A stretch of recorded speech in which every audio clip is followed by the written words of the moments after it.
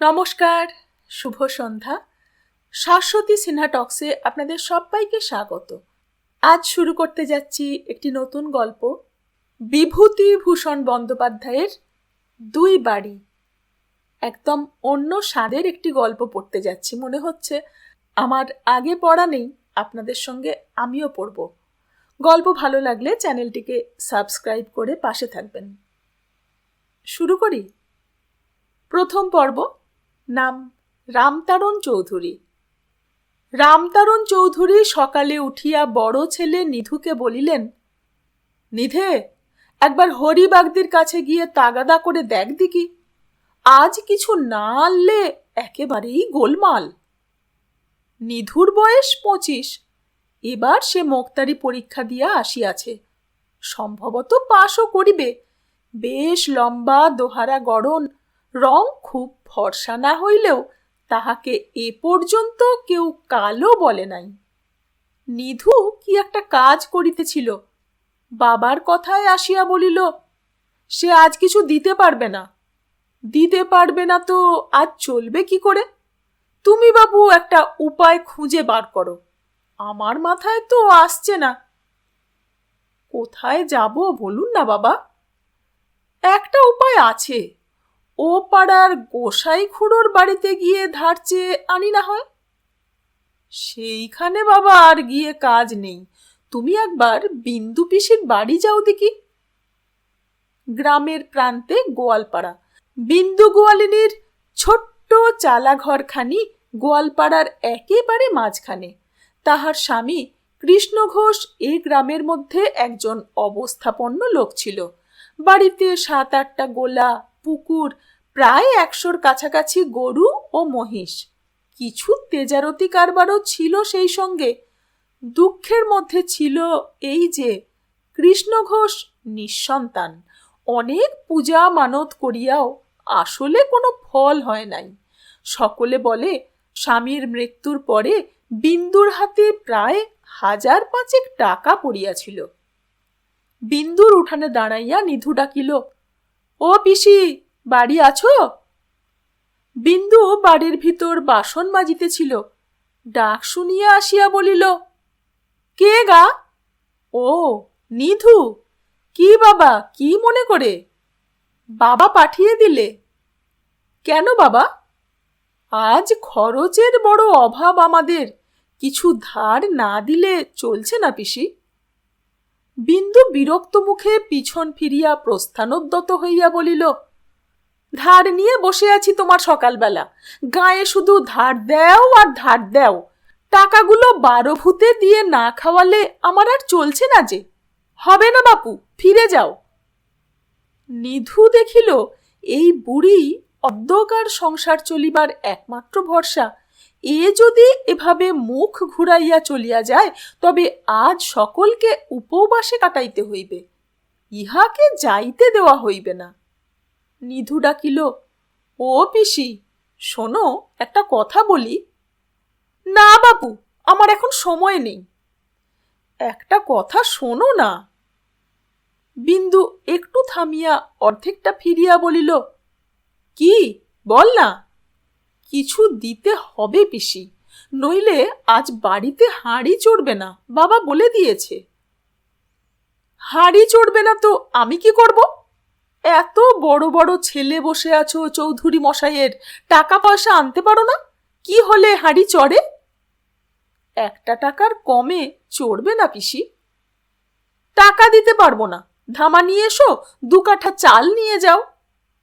বারে, আর তেল, নুন, মাছ, তরকারির পয়সা?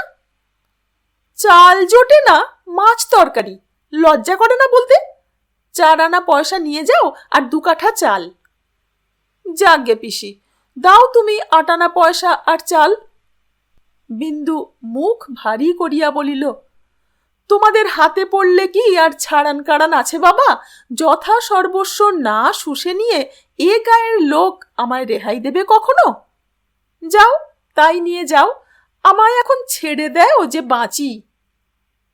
নিধু হাসিয়া বলিল, তোমায় বেঁধে রাখিনি তো পিসি, টাকা ফেলো, ছেড়ে দিচ্ছি।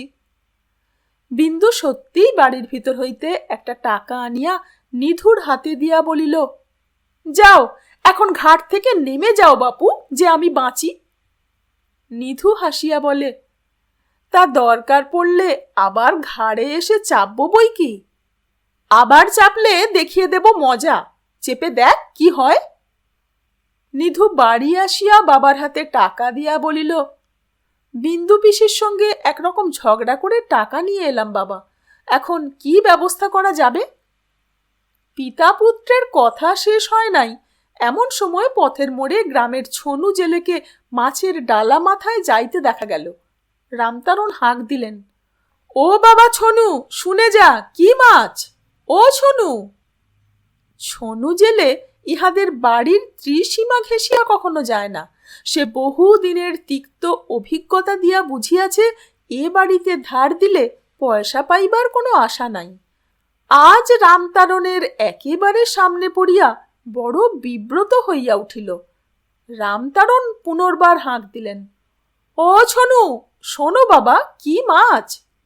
ছনু অগত্যা ঘাড় ফিরাইয়া এদিকে চাহিয়া বলিল, খয়রা মাছ। এদিকে এসো, দিয়ে যাও। গ্রামের মধ্যে ভদ্রলোকের সঙ্গে বেয়াদবি করা ছনুর সাহসে কুলাইল না, নয়তো মনের মধ্যে অনেক কড়া কথা রামতারণ চৌধুরীর বিরুদ্ধে জমা হইয়াছিল। সে কাছে আসিয়া ডালা নামাইয়া কহিল, কত সের মাছ নেবেন? দাও আনা দুইয়ের দেখি, বলিয়া রামতারণ চুপড়ির ভিতর হইতে নিজেই বড় বড় মাছ বাছিয়া তুলিতে লাগিলেন। ছনু বলিল, আর নেবেন না বাবু, 2 আনার মাছ হয়ে গিয়েছে। বলি, ফাউ তো দিবি, 2 আনার মাছ এক জায়গায় একসঙ্গে নিচ্ছি, ফাউ দিবি না? মাছ দিয়া ডালা তুলিতে তুলিতে ছনু বিনীতভাবে বলিল, বাবু, পয়সাটা? রামতারণ বিস্ময়ের সুরে বলিলেন, সে কি রে, সকালবেলা নাইনি ধুইনি, এখন বাক্স ছুঁয়ে পয়সা বার করবো কি করে? তোর কি বুদ্ধি শুদ্ধি সব লোপ পেয়ে গেল রে ছনু? ছনু মাথা চুলকাইতে চুলকাইতে বলিল, না না, তা বলিনি বাবু, তবে আর দিনের পয়সাটা তো বাকি আছে কি না? এই সব শুদ্ধ 4.5 আনা পয়সা এই 2 দিনের, আর ওদিকের দরুন 9 আনা। রামতারণ তাচ্ছিল্যের ভাবে ঘাড় নাড়িয়া বললেন, যা, এখন যা, ওসব হিসেবের সময় নয় এখন। গ্রামের ভদ্রলোক বাসিন্দা যারা, তারা চিরকাল এইভাবে গ্রামের নিম্ন শ্রেণীর নিকট হইতে কখনো চোখ রাঙাইয়া, কখনো মিষ্ট কথায় তুই করিয়া ধারে জিনিসপত্র খরিদ করিয়া চালাইয়া আসিতেছেন। ইহা এ গ্রামের সনাতন প্রথা, ইহার বিরুদ্ধে আপিল নাই। সুতরাং ছনু মুখ বুজিয়া চলিয়া যাইবে, ইহাই নিশ্চিত। কিন্তু সন্ধ্যাবেলা রামতারণ চৌধুরী কাছারি বাড়ির ডাক পাইয়া তথায় উপস্থিত হইয়া বিস্ময়ের সহিত দেখিলেন ছনু তাহার প্রাপ্য পয়সার জন্য কাছারিতে নালিশ করিয়াছে। কাছারির নায়েব দুর্গাচরণ হালদার, ব্রাহ্মণ, বাড়ি নদিয়া জেলায়, এই গ্রামের কাছারিতে আজ 10-12 বছর আছেন। নায়েব মহাশয়ের হাঁকডাক এদিকে খুব বেশি, সুবিবেচক বলিয়া তাহার খ্যাতি থাকায় জেলা কোর্টে আজ বছর কয়েক জুরি নির্বাচিত হইয়াছেন। অজ্ঞ প্রজাদের কাছে তিনি গল্প করেন, বাপু হে, 7 দিন ধরে জেলায় ছিলাম, মস্ত বড় খুনের মামলা, আসামির ফাঁসি হয়, কেউ রদ করতে পারত না। আমি সব দিক শুনে ভেবে চিনতে বললাম, তা হয় না, এ লোক নির্দোষ। জজ সাহেব বললেন, নায়েব মশাইয়ের কথা ঠিক, আমি আসামিকে খালাস দিলাম। এক কথায় খালাস হয়ে গেল। রামতারণ কিছু বলিবার পূর্বেই নায়েব মহাশয় বলিলেন, চৌধুরী মশাই, এসব সামান্য জিনিস আমাদের কাছে আসে, এটা আমরা চাই নে। ছনু বলছিল সে নাকি আপনার কাছে অনেক দিন থেকে মাছের পয়সা পাবে। রামতারণ গলা ঝাড়িয়া লইয়া বলিলেন, তা আমি কি দেব না বলেছি?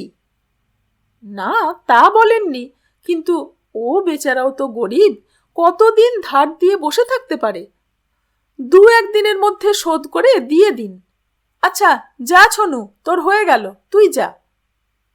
ছনু চলিয়া গেলে রামতারণ বলিলেন, দেব তো নিশ্চয়ই, তবে আজকাল একটু টানাটানি যাচ্ছে কি না? সে আমার দেখবার দরকার নেই চৌধুরী মশাই, নালিশ করতে এসেছিল, পয়সা পাবে, আমি নিষ্পত্তি করে দিলাম 2 দিনের মধ্যে ওর পয়সা দিয়ে দেবেন, মিটে গেল। 2 দিন নয়, 1 সপ্তাহ সময় দিন নায়েব মশাই, এই সময়টা বড় খারাপ যাচ্ছে। কত পয়সা পাবে?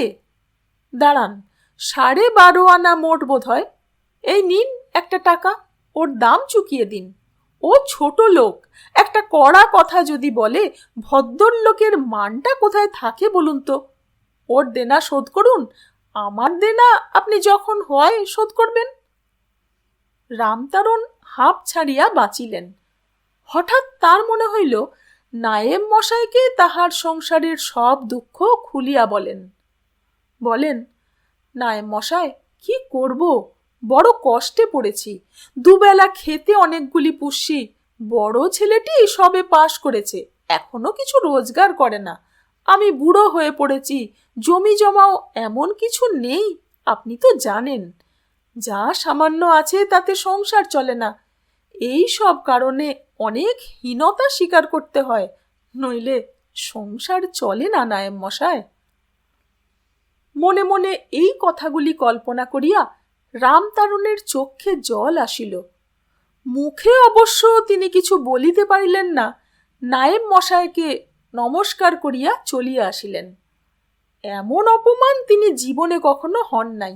শেষে কিনা জমিদারি কাছারিতে ছনু জেলে তাহার নামে নালিশ করিল। কালে কালে সবই সম্ভব হইয়া উঠিল। রামতারণের বাল্যকালে বা যৌবন বয়সে গ্রামে এরূপ একটি ব্যাপার সম্ভবই ছিল না।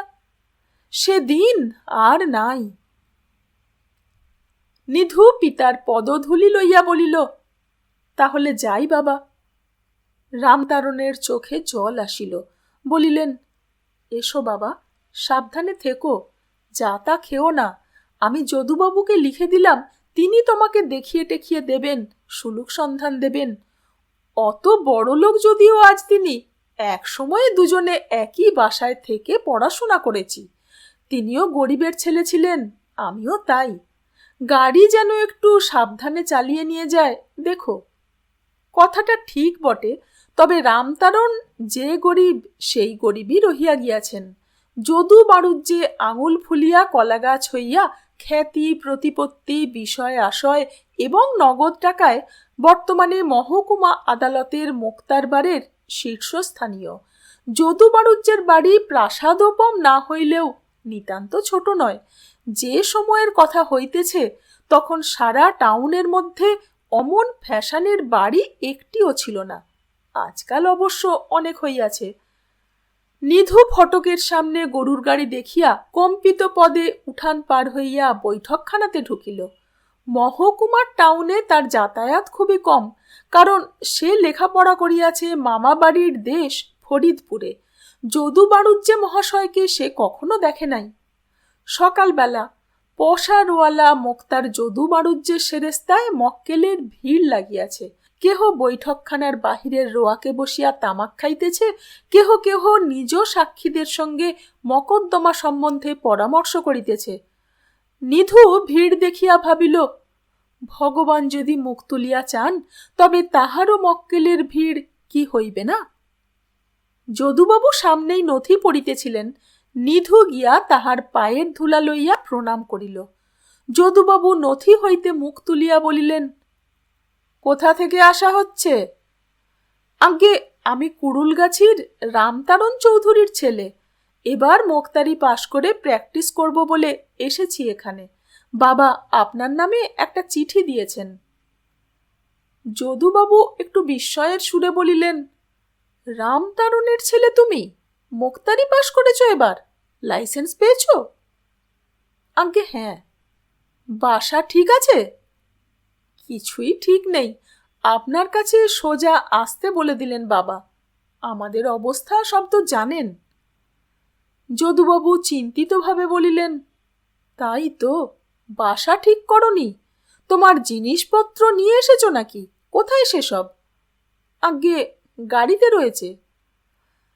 যদুবাবু হাঁকিয়া বলিলেন, ওরে লক্ষণ, ও লক্ষণ, বাবুর জিনিসপত্তর কি আছে নামিয়ে নিয়ে আয়।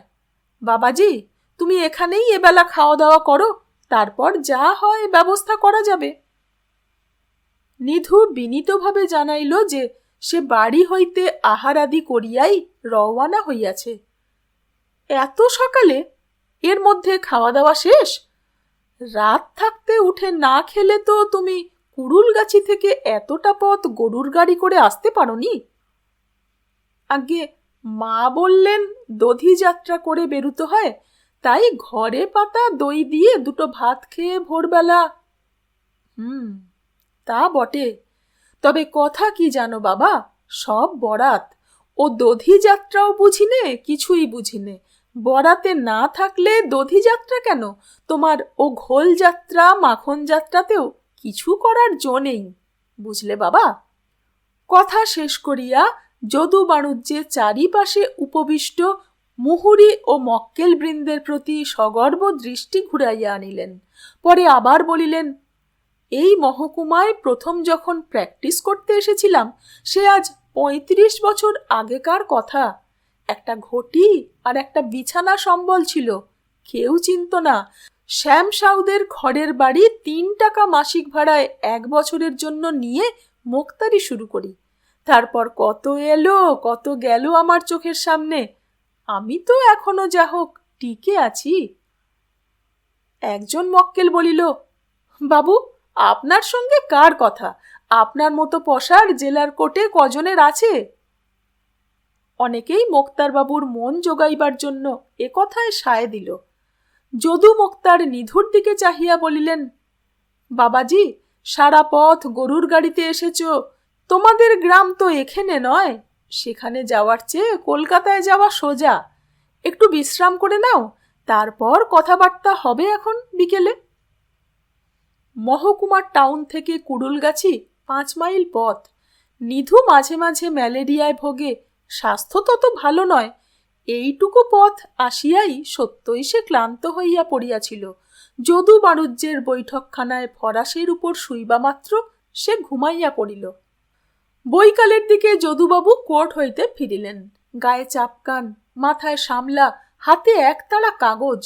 নিধুকে বলিলেন, চা খাও তো হে, বসো, চা দিতে বলি। নিধু সলজ্জভাবে বলিল, থাক, আপনাকে ব্যস্ত হতে হবে না কাকাবাবু। বিলক্ষণ, বসো, আসছি। প্রায় ঘণ্টাখানেক পরে চাকর আসিয়া নিধুকে বলিল, কর্তাবাবু ডাকছেন বাড়ির মধ্যে। নিধু সসংকোচে বাড়ির মধ্যে ঢুকিল চাকরের পিছু পিছু। যদুবাবু রান্নাঘরের দাওয়ায় পিঁড়ি পাতিয়া বসিয়া আছেন, তাহার পাশে আর একখানা পিঁড়ি পাতা। যদুবাবু রান্নাঘরের খোলা দরজার দিকে চাহিয়া বলিলেন, ওগো, এই এসেছে ছেলেটি, খাবার দাও। মোক্তার গৃহিণী আধ ঘোমটা দিয়া বাহির হইয়া আসিতেই নিধু তাহার পায়ের ধুলা লইয়া প্রণাম করিল। তিনি তাহার পাতে গরম লুচি, বেগুন ভাজা ও আলুর তরকারি দিয়া গেলেন। নিধু চাহিয়া দেখিল যদুবাবু মাত্র এক বাটি সাবু খাইতেছেন। নিধু ভাবিল, ভদ্রলোকের নিশ্চয় আজ জ্বর হইয়াছে। সে জিজ্ঞাসা করিল, কাকাবাবু, আপনার শরীর খারাপ হয়েছে নাকি? সাবু খাচ্ছেন যে? মোক্তার গৃহিণী এবার জবাব দিলেন, বাবা, ওর কথা বাদ দাও, 12 মাস সাবু জলখাবার দুবেলা। যদুবাবু বলিলেন, হজম হয় না বাবাজি, আর হজম হয় না। আর কি তোমাদের বয়স আছে? এই এক বাটি সাবু খেলাম, রাত্রে আর কিছু না। বড্ড খিদে পায় তো দুখানি সুজির রুটি আর একটু মাছের ঝোল, তা সব দিন নয়। নিধু এবার সত্যি অবাক হইল। সে পাড়া গাঁয়ের ছেলে, শখ করিয়া যে কেউ সাবু খায় ইহা সে দেখে নাই।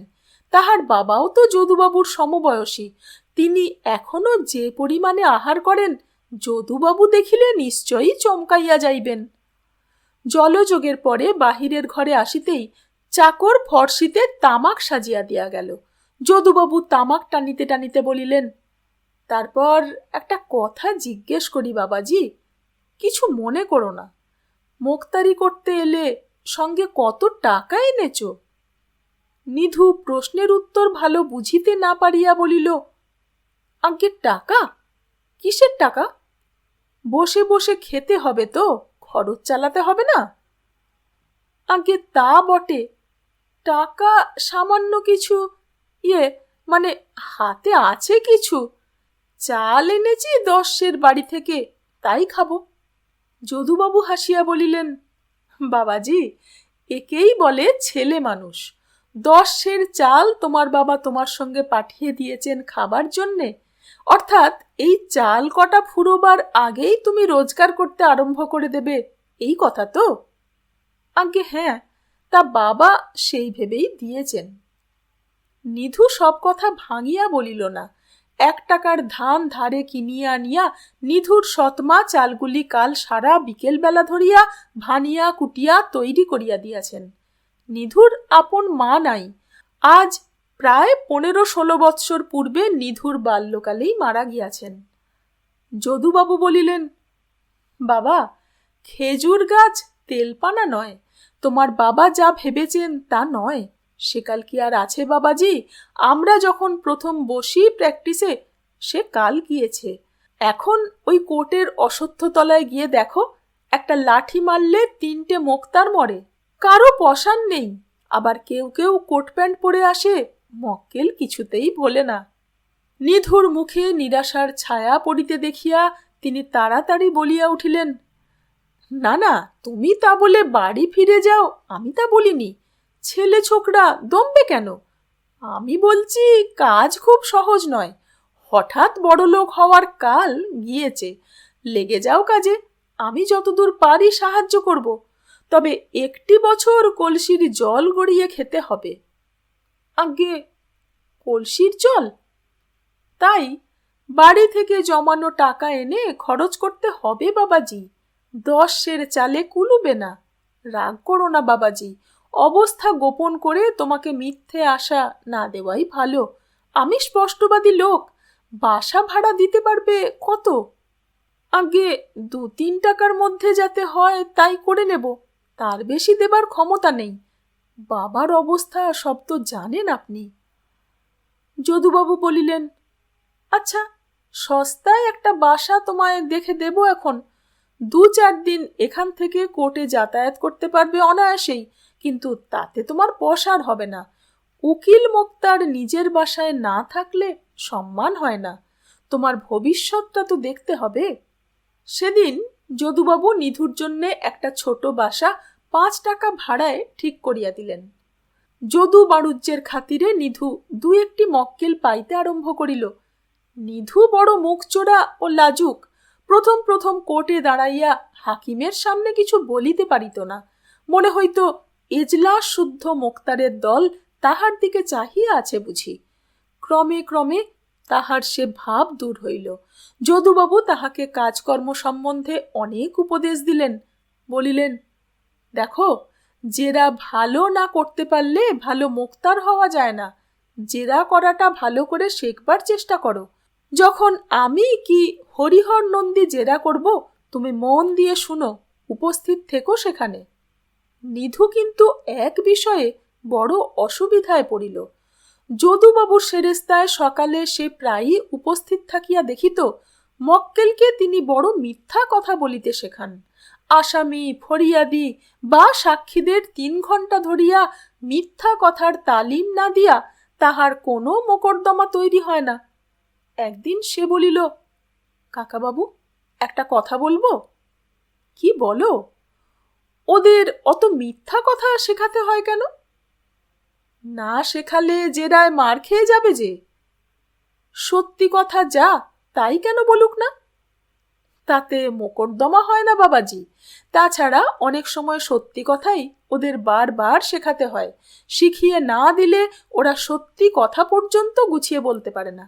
আমাদের ওপর অবিচার করো না তোমরা। এখন অনেক সময় হয় মক্কেল বাপের নাম পর্যন্ত মনে করতে পারে না কোর্টে দাঁড়িয়ে। না শেখালে চলে? আমাকেও অমনি করে শেখাতে হবে? যখন এ পথে এসেছ তা করতে হবে বই কি। আর একটা কথা শিখিয়ে দিই, হাকিম চটিও না কখনো। হাকিম চটিয়ে তোমার খুব স্পিরিট দেখানো হলো বটে, কিন্তু তাতে কাজ পাবে না। হাকিম চটালে নানা অসুবিধে। মক্কেল যদি জানে অমুক মোক্তারের ওপর হাকিম সন্তুষ্ট নয়, তার কাছে কোনো মক্কেল ঘেঁষবে না। নিধু মাসখানেক মোক্তারি করিয়া যদুবাবুর দৌলতে গোটা 15 টাকা রোজগার করিল। তার বেশিরভাগই জামিন হওয়ার ফি বাবদ রোজগার। যদুবাবু দয়া করিয়া তাহাকে দিয়া জামিন নামা সই করিয়া লইয়া মক্কেলের নিকট ফি পাওয়াইয়া দিতেন। একদিন একটি মক্কেল আসিয়া তাহাকে মারপিটের এক মোকদ্দমায় নিযুক্ত করিতে চাহিল। নিধু জিজ্ঞাসা করিল, অপর পক্ষে কে আছে জানো? আজ্ঞে যদু বাড়ুজ্জে। নিধু মুখে কিছু না বলিলেও মনে মনে আশ্চর্য হইল। প্রবল প্রতাপ যদু বাড়ুজ্জের বিপক্ষে তাহার মতো জুনিয়র মোক্তার দেওয়ার হেতু কি? লোকটি তো অনায়াসে যদু বাড়ুজ্জের প্রতিদ্বন্দ্বী প্রবীণ মোক্তার হরিহর নন্দী কিংবা অন্নদা ঘটক অভাবপক্ষে মোজাহার হোসেনের কাছেও যাইতে পারিত। কথাটা ভাবিতে ভাবিতে সে কোর্টে গিয়া যদু বাড়ুজ্জেকে আড়ালে ডাকিয়া বলিয়া ফেলিল। যদুবাবু বলিলেন, ও ভালোই তো বাবাজি, কিন্তু তোমার মক্কেলের মনের ভাব কি জানো না তো? আমি বুঝেছি। কি কাকা বাবু? আমি তোমাকে স্নেহ করি এটা অনেকে জেনে ফেলেছে। তোমাকে কেস দেওয়ার মানে আমি বিপক্ষের মোক্তার কেসে মিটমাটের সুবিধে হবে। কেস মেটাতে চায়? নিশ্চয়ই, নইলে তোমাকে মোক্তার দিত না। অন্য মোক্তারের কথা যদি আমি না শুনি, যদি কেস চালাবার জন্যে মক্কেলকে পরামর্শ দিই, এই ভয়ে তোমাকে মোক্তার দিয়েছে। ভালো তো, ওর কাছ থেকে বেশ করে 2-4 দিন ফি আদায় করো। 2-4 দিন তারিখ পাল্টে যাক, হাতে কিছু আসুক, তারপর মিটমাটের চেষ্টা দেখলেই হবে। বড্ড অধর্ম হবে কাকাবাবু। আজই কেন কোর্টে মিটমাটের কথা হোক না? তাহলেই তুমি মোক্তারি করেছো বাবা। মাইনর পাশ করে সেকালে মোক্তারিতে ঢুকেছিলাম, আর চুল পাকিয়ে ফেললাম এই কাজ করে। তুমি এখনো কাঁচা ছেলে। যা বলি তাই শোনো। তোমার মক্কেল মিটমাটের কথা কিছু বলেছে? আগে না। তবে তুমি ব্যস্ত হও কেন এখুনি? আগে বলুক, তারপর দেখা যাবে। 1 মাস শহরে মোক্তারি করিয়া নিধু বাড়ি যাইবার জন্য ব্যস্ত হইয়া উঠিল। যদু মোক্তার বলিলেন, বাবাজি, সোমবার যেন কামাই করো না। শনিবার যাবে, সোমবারে আসবে। মাথায় আকাশ ভেঙে পড়লেও আসবে। নতুন প্র্যাকটিসে ঢুকে কামাই করতে নেই একেবারে। নিধু যে আজ্ঞে বলিয়া বিদায় লইয়া মোক্তার লাইব্রেরি হইতে বাহির হইয়া নিজের বাসায় আসিল। অনেকদিন পরে বাড়ি যাইতেছে কাল। ভাই বোনগুলির জন্য কি লইয়া যাওয়া যায়? বাবার জন্য অবশ্য ভালো তামাক খানিকটা লইতেই হইবে। মায়ের জন্যই বা কি লওয়া উচিত? সারাদিন ভাবিয়া চিন্তিয়া সে সকলের জন্যই কিছু না কিছু সস্তা দামের সওদা করিল এবং শনিবার কোর্টের কাজ মিটিলে বড় একটি পুটুলি বাঁধিয়া হাঁটা পথে বাড়ি রওনা হইল। 5-6 ক্রোশ পথ। গাড়ি একখানা 2 টাকা 2.5 টাকার কমে যাইতে চাহিবে না। অত পয়সা নিজের সুখের জন্য ব্যয় করিতে সে প্রস্তুত নয়। বর্ষাকাল, সারাদিন কালো মেঘে আকাশ অন্ধকার। সজল বাদলার হাওয়ায় ভ্রমণে ক্লান্তি আনে না। পথের দুপাশে ঘন সবুজ দিগন্ত প্রসারী ধান ক্ষেত, আউশ ধানের কচি জাওলার প্রাচুর্যে চোখ জুড়াইয়া যায়। তবে কয়েকদিনের বৃষ্টিতে কাঁচা রাস্তায় বড় কাদা, জোরে পথ হাঁটা যায় না মোটেই। এক জায়গায় পথের ধারে বড় একটা পুকুর। পুকুরে অন্য সময় তত জল থাকে না। এখন বর্ষার জল পাড়ের কানায় কানায় ঘাসের জমি ছুঁইয়া আছে। জলে কচুরিপানার নীল ফুল, ওপারে ঘন নিবিড় বনঝোপে তিতপল্লার হলুদ রঙের ফুল। নিধুর ক্ষুধা পাইয়াছিল। সঙ্গে একটা ঠোঙায় নিজের জন্য কিছু মুরগি কিনিয়া আনিয়াছিল। মোক্তারবাবুর যেখানে সেখানে বসিয়া খাওয়া উচিত নয়। সে এদিক ওদিক চাহিয়া ঠোঙা হইতে মুরগি বাহির করিয়া জলযোগ সম্পন্ন করিল। বেলা পড়িয়া আসার সঙ্গে সঙ্গে সে তাহাদের গ্রামের পাশের গ্রাম সন্দেশপুরে ঢুকিল। সন্দেশপুর চাষা গাঁ। রাস্তার ধারে তালের গুঁড়ির খুঁটি লাগানো মক্তব ঘর। মক্তবের মৌলভী সাহেব তখনও ছাত্রদের ছুটি দেন নাই। যদিও আজ শনিবার, তাহারা মক্তব ঘরের সামনের প্রাঙ্গণে সারি দিয়া দাঁড়াইয়া তারস্বরে নামতা পড়িতেছে। মৌলভী ডাকিলেন, ও নিধিরাম, শুনে যাও হে। মৌলভী সাদা দাড়িওয়ালা বৃদ্ধ ব্যক্তি, তাহার বাবার চেয়েও বয়সে বড়। নিধিরামকে তিনি এতটুকু দেখিয়াছেন। নিধিরাম দাঁড়াইয়া বলিল, আর বসবো না মৌলভী সাহেব, যাই, বেলা নেই আর। এখনো স্কুল ছুটি দাওনি যে? আরে এসো না, শুনে যাও। না, যাই। মৌলভী সাহেব স্কুল প্রাঙ্গণ ছাড়িয়ে আসিয়া নিধিরামের রাস্তা আটকাইলেন। চলো, বসো না একটু, এসো। ওরে, একখানা টুল বের করে দে মাঠে। আরে তোমরা শহরে থাকো, একবার শহরের খবরটা নিই। নিধিরাম অগত্যা গেল বটে, তাহার দেরি সহিতেছিল না। কতক্ষণে বাড়ি পৌঁছিবে ভাবিতেছে, না আবার এই উপসর্গ। সে ঈষৎ বিরক্তির সুরে বলিল, কি আবার খবর? কি খবর আমরা জানি, তুমি বলো শুনি। মোক্তারি করছো শুনলাম সেদিন কার কাছে যেন। তারপর কেমন হচ্ছে টচ্ছে? নতুন বসেছি, এখুনি কি হবে বলো? যদু মোক্তার খুব সাহায্য করছে। যদু মোক্তার? ওহ, অনেক পয়সা কামাই করে, সবই নসিব, বুঝলে। মাইনর পাশ করি আমরা একই স্কুল থেকে। অবশ্যই আমার চেয়ে 7-8 বছরের ছোট। দেখো আমি কি করছি আর যদু কি করছে। বাবারও তো ক্লাস ফ্রেন্ড, বাবাই বা কি করছেন তাও দেখো। তাই বলছি, সবই নসিব। একটা ডাব খাবে? পাগল, শ্রাবণ মাসের সন্ধেবেলা ডাব খাবো কি? ঠান্ডা লেগে যাবে যে। তুমি তো তামাকও খাও না, তোমাকে দিই কি? তামাক খেলেই কি তোমার সামনে খেতাম মৌলভী সাহেব? তুমি আমার বাবার চেয়ে বড়। তোমরা মান খাতির রেখে চলো তাই, নইলে নাতির বয়সী ছোকরারা আজকাল বিড়ি খেয়ে মুখের ওপর ধোঁয়া ছেড়ে দেয়। সেদিন আটঘরার দাশরথী ডাক্তারের ডাক্তারখানায় বসে আছি। সন্ধ্যার অন্ধকার নামিবার বেশি দেরি নাই। নিধিরাম ব্যস্ত হইয়া বলিল, আমি আসি মৌলভী সাহেব, সন্ধ্যের পর যাওয়ার কষ্ট হবে, সুমুখে আঁধার রাত। আরে তোমাদের গাঁয়ের 5-6টা ছেলে পড়ে এখানে, দাঁড়াও না, নামতাটা পড়ানো হয়ে গেলেই ওরাও যাবে, একসঙ্গে যেও। এখনো আজ স্কুল ছুটি দাওনি যে? রোজই এমন নাকি? আজ তার ওপর শনিবার। আরে বাড়ি গিয়ে তো চাষার ছেলে ছিপ নিয়ে মাছ মারতে বসবে, নয়তো গরুর জাব কাটতে বসবে। তার চেয়ে এখানে যতক্ষণ আটকানো থাকে একটু এলেমদার লোকের সঙ্গে তো থাকতে পারে, দুটো ভালো কথাও তো শোনে, বুঝলে না। আমার রোজই সন্ধ্যের আগে ছুটি। আজ এইটুকু থাক। গল্প ভালো লাগলে মন্তব্য করে জানাবেন। সঙ্গে থাকবেন। ধন্যবাদ।